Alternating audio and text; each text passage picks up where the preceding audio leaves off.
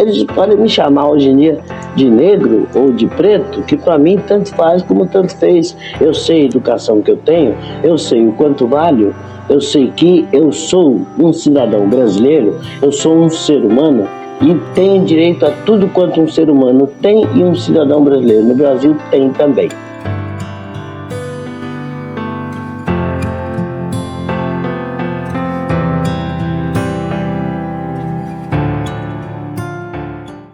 Um homem nascido muito pobre, negro, num país e numa época em que ser negro era mais do que hoje em dia, ter que começar com mais dificuldades, ainda por conta do preconceito.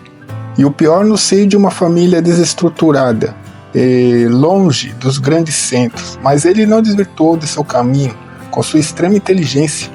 Bem novo, já demonstrava o talento artístico que lhe era nato. Foi para o Rio de Janeiro e virou uma das figuras artísticas mais conhecidas e reconhecidas do Brasil, quebrando barreiras e preconceitos. As novas gerações talvez não o conheçam, mas para quem tem, no mínimo 45 anos, sabe o peso desse nome no Brasil do século XX. Grande Otelo. A vida, porém, lhe impôs tanto glórias como decepções, e poucos conhecem o drama que foi seu primeiro casamento. Ele, que fazia tanta gente rir, por dentro chorava. Talvez de remorso. Esse remorso que para quem o sentiu forte sabe o quanto ele vai corroendo por dentro. Otelo levou essa dor por décadas. O riso e o bom humor com inteligência no teatro e cinema escondiam por dentro aquela mancha negra, sempre a lhe lembrar que nesta terra não existe felicidade completa. Apenas os momentos bons e os momentos ruins. E aqui vamos relembrar a dor e o fato trágico na vida desse grande artista.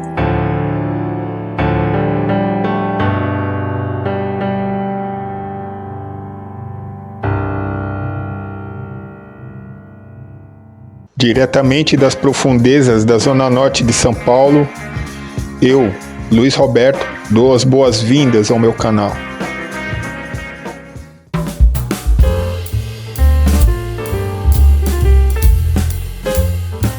Grande Otelo, pseudônimo de Sebastião Bernardes de Souza Prata, nasceu em Uberlândia, em 18 de outubro de 1915. Teve um começo de vida difícil, pois seu pai morreria em uma briga de bar, sendo esfaqueado. Já sua mãe acabou, por conta disto, caindo num vício do álcool, virando efetivamente uma alcoólatra.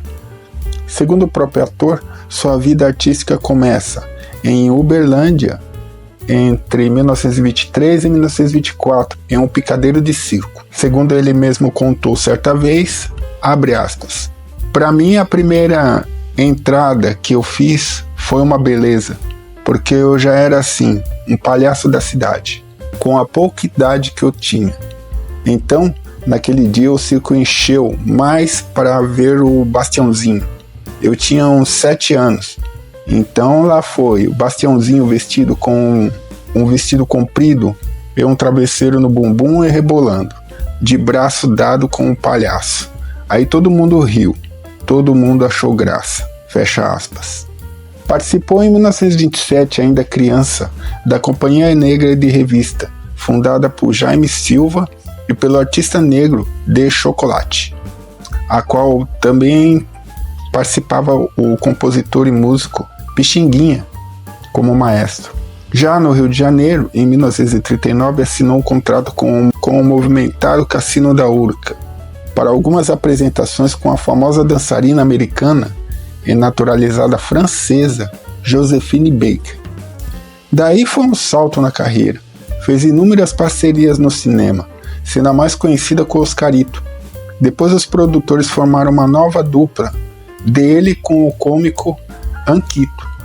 No final dos anos 1950, Grande Otelo também formou dupla em vários espetáculos musicais e também no cinema, com Vera Regina, uma negra alta que lembrava a Josephine Baker.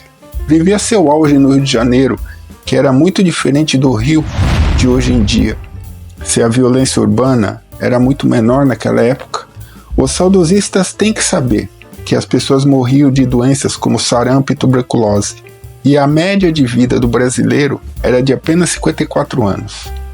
Além de que a pedofilia era ignorada e chamada genericamente como pederastia, e o estupro considerado culpa da mulher por ter se insinuado. A violência doméstica, uma questão de marido e mulher, onde não se deveria meter a colher. Coisas pouco lembradas para quem suspira como se fosse uma pseudo-época dourada, onde todos viviam felizes. Otelo conheceu em 1941 Lúcia Maria Pinheiro, com a qual se amaziou e teve um filho, o pequeno Elmar, e só viriam se casar em 1948.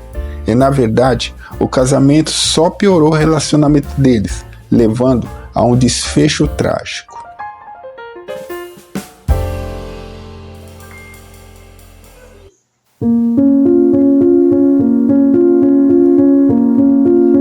O apelido de Otelo, assim como o de Bastiãozinho, são de infância. Otelo faz referência ao personagem negro do escritor William Shakespeare, em uma peça denominada Otelo, o Moro de Veneza, escrita em 1603. Então ele era chamado de o Pequeno Otelo. Com a maioridade, adotou como nome artístico, agora como o Grande Otelo, e assim ficou. Seu auge artístico foi entre os anos de 1945 e 1955, onde atuou nos filmes da produtora Atlântida, conhecidos como Chanchadas. Falar de seu gigantesco trabalho não caberia neste pequeno vídeo, provando sua inegável contribuição artística no cinema, no teatro e na teledramaturgia do Brasil do século XX. Porém, no campo pessoal, seu casamento com Lúcia Maria não ia nada bem. Otelo se mostrou possessivo assim que se casaram. Seus ciúmes era uma constante e ele a privava de uma vida social, a obrigando a se manter sempre em casa, cuidando do lar e do pequeno Elmar, a qual ele apelidou de Chuvisco. Apesar de ser uma figura pública, Otelo nunca aparecia com ela, tanto que não consegui sequer uma foto dessa moça. Absolutamente nada. O clima entre eles só piorou e Otelo chegava de madrugada em casa, depois de bebedeiras com amigos. E as brigas eram violentas. Ela deveria se sentir uma prisioneira, enquanto seu marido saía para farra, em festas com outras mulheres e amigos. Não tenho quase nada de referência da pessoa de Lúcia. Eu posso apenas supor que ela foi desenvolvendo alguma depressão, o tipo de desespero de alguém que se vê num beco sem saída. E isso eu digo pela terrível decisão que ela tomou, ao perder seu autocontrole, desistindo de continuar naquela vida. Otelo, imerso em seu sucesso, nem desconfiou do desespero de sua esposa, o orgulho, a soberba de priorizar apenas suas vontades e desejos. Então, o pior aconteceu.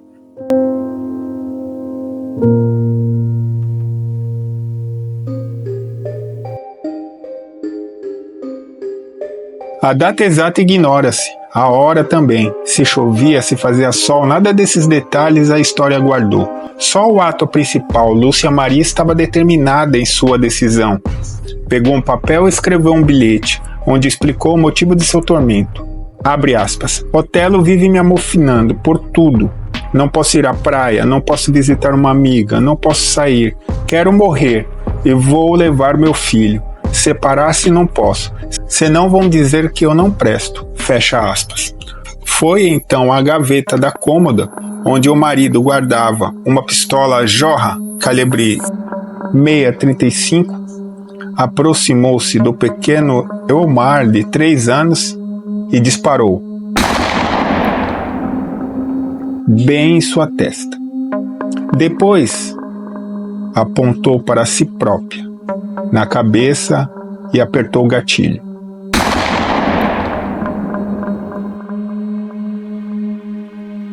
Ao lado dela, o bilhete caiu.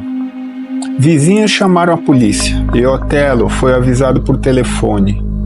O duplo autocancelamento deve ter repercutido, afinal envolveu uma celebridade. Mas, estranhamente, não encontrei sequer uma página de jornal noticiando o fato. Otelo seguiu sendo profissional exemplar. Segundo um relato de Oscarito, seu parceiro artístico e amigo, durante as filmagens do filme Carnaval de Fogo, ele veio do enterro da esposa e de seu filho e fez talvez o melhor trabalho cômico de sua carreira. Mas nos intervalos caía em prantos. No entanto, voltava à cena sem a menor marca da tragédia no seu rosto.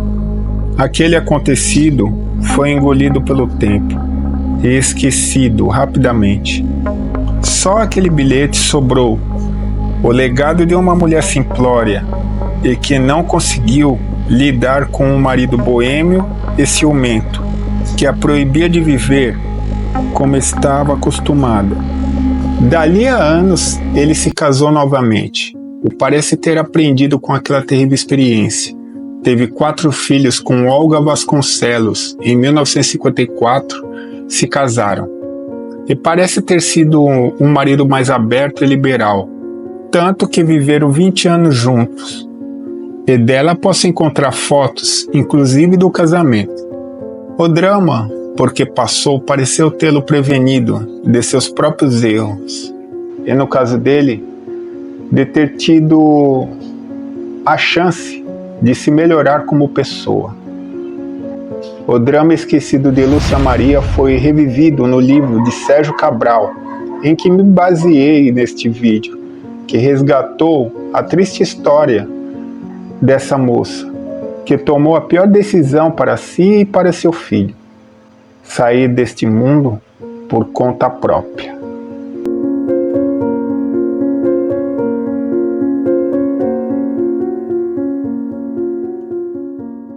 A vida segue, as tragédias passam, e nos anos 60, a época de glamour do Cassino da Urca e dos filmes da Atlântida se foram. O cassino fechou e a Atlântida faliu. Oscarito também, seu grande amigo, se fora. Foi um tempo de estagnação profissional, mas Otelo era talentoso demais para ser esquecido. Em 1969, atuou no filme Macunaíma, que foi um sucesso e é até hoje reputado como um clássico do cinema nacional. Eu assisti esse filme, mas para o meu gosto não agradou. Mas, enfim, é apenas minha opinião. Esse filme marcou uma nova fase em sua carreira, menos cômica e musical e mais puxada para a atuação dramática, na qual ele tirou de letra. Um dos seus filhos se tornou ator, para sua grande satisfação. Otelo faleceu em 1993, em sua residência nos arredores de Paris, França, aos 78 anos de idade. O coração não aguentou. E fica a lição de sua história. Se redimir é bom, positivo, mas evitar o pior é melhor ainda, com compreensão, empatia e humildade.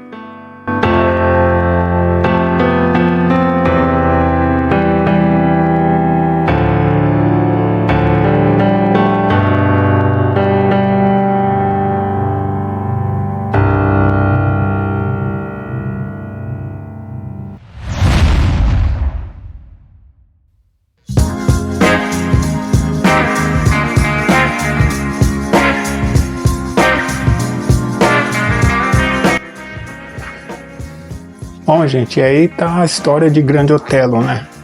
É uma história triste, mas é uma história de superação também.